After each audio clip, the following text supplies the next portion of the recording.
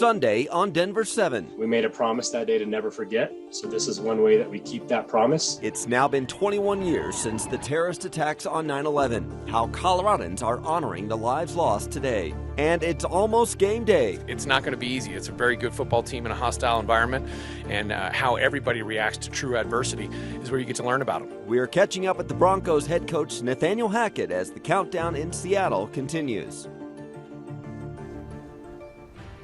Good morning. We do want to start with some breaking news, some heartbreaking news this morning after learning that an Arvada police officer was killed in the line of duty overnight. Our Denver 7's Christian Lopez is live for us at the scene where police say this incident happened with more on what we know right now. Christian.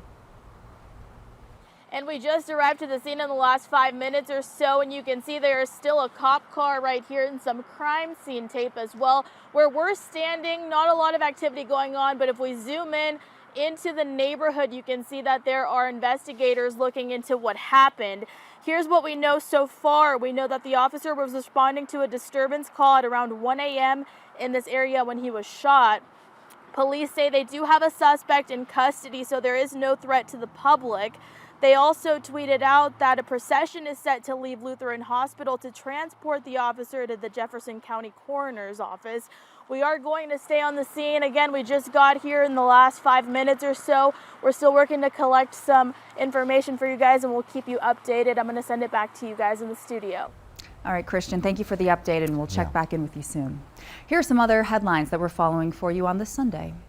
Also this morning, hundreds of people in Aurora are out of their homes after an explosion at an apartment complex off Alameda and Sable. 3 people were taken to the hospital, but Aurora Fire says their injuries are not life-threatening.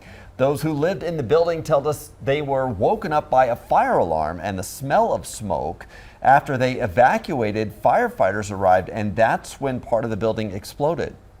I woke up, got out of the door within the first 10 minutes, and realistically within the next 10 minutes, I was standing directly in front of where the explosion went off. And it was like a movie to me, man, that the explosion went off.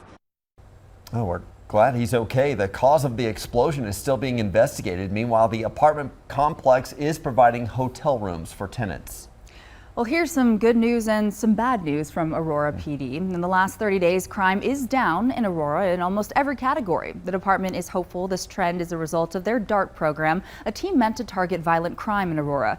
The bad news, Colorado is still the worst state in the nation for car thefts per capita. In Aurora alone, motor vehicle theft has risen more than 200% between 2019 and 2021. It's really bad out of Denver Airport right now.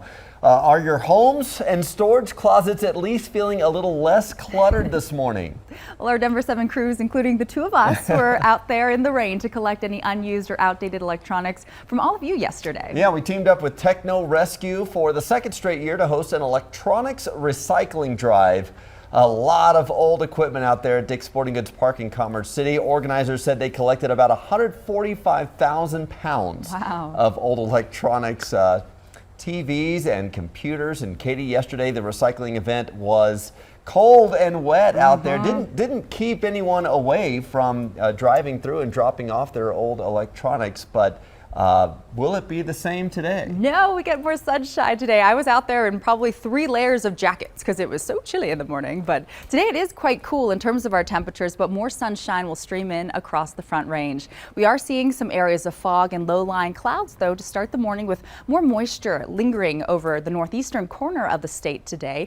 But it's 47 degrees outside right now with relative humidity at 97%. That amount will drop over the next several hours. Fog will clear and sunshine is expected to stream in across the state. It's cold in the mountains, though. 28 degrees only in Estes Park. We're hovering around freezing near Fraser and Dillon with mid to upper 40s. Aurora out through the airport. Castle Rock at 40 degrees right now with high 30s from Sterling out through Burlington. Leadville cold at 25 degrees. So we have that nice crisp chill in the air this morning, but the sun will be shining through midday. You can see some lingering clouds by 10 o'clock, but that'll clear out, and we're expecting daytime highs to be more seasonal in the upper 70s to near 80. It'll feel more like summer with 90s returning to start the week. Your full forecast still to come. Also, today marks 21 years since the worst terrorist attack on the United States. It was certainly a devastating day for our nation, but we will never forget the lives lost and the way our country came together in the days after the attack, and that is still happening today. At Red Rocks, the community will go through a simulation of the 110-story climb that firefighters had to go through inside the World Trade Center. It's organized by the National Fallen Firefighters Foundation. About 2,000 people have signed up for the event this morning. All of the money raised and donations go to support the families of New York firefighters who died 21 years ago. Organizers have already reached their goal of $100,000 this year. When I first climb up on top of the fire truck to address the crowd before we start climbing, and I see the number of people that turn out every year, it really takes my breath away, and it makes me feel hopeful for our future as a country and as a community. As you know, there's a lot of divisiveness in the world today, and 9/11 I think is one of those days where we can all come together and agree on one thing, and that's that we're Americans. We're all in this together. Now, many of the national ceremonies are already underway. The stair climb at Red Rocks will start at 9 o'clock after an opening ceremony. And Red Rocks isn't the only place to find a stair climb or other event today. You'll also find 9/11 events in downtown Denver, up in Estes Park, and in Black Hawk at the Ameristar Casino. You can learn more and sign up for the stair climbs on the website firehero.org. Now giving you a look from the UK this morning, where Queen Elizabeth's coffin is now in the midst of its final journey after lying at Balmoral Castle, where the Queen passed on Thursday, for staff to pay their respects. The coffin is traveling by road to the Palace of Holyrood House in Edinburgh. The royal family announced that the state funeral for Queen Elizabeth II is set for September 19th. It has now been more than 6 months since Russia invaded Ukraine, but this weekend Ukrainian forces are making headway in driving Russia out of an eastern part of the country.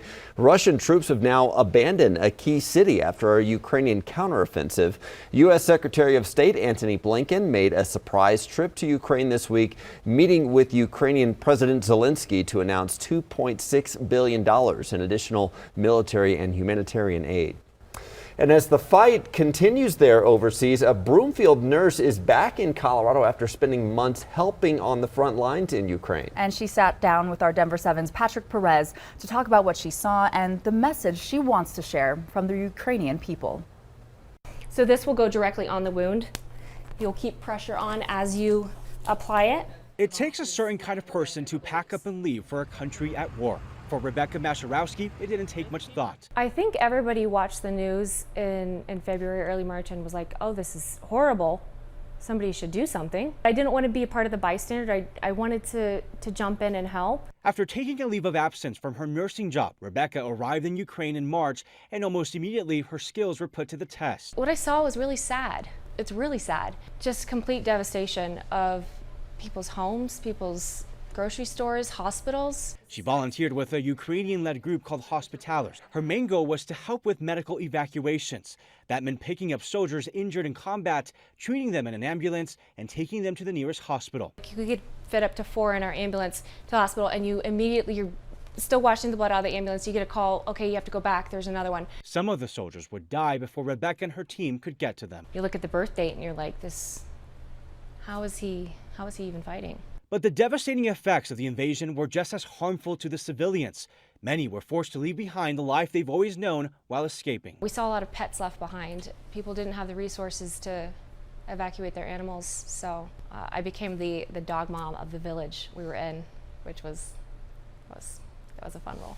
These pressure dressings are so valuable. Now back in Broomfield, Rebecca hopes to continue spreading the concerns her Ukrainian counterparts have about the world forgetting them and moving on. The Ukrainian people would beg me when I got back, please tell people what's happening, show them what's happening, because they really believe that if people understood and saw what was happening over there, surely they wouldn't let it continue. Patrick Perez, Denver 7. Rebecca says the best way that you can help is to find a way to donate to trauma supplies like tourniquets and pressure dressing. She says there is desperate need for them there, and she plans to return to Ukraine next month. Well, coming up, Apple has unveiled its newest products and new features. But as you weigh in on whether or not to upgrade your devices, we have some advice on how to save money with your smartphone.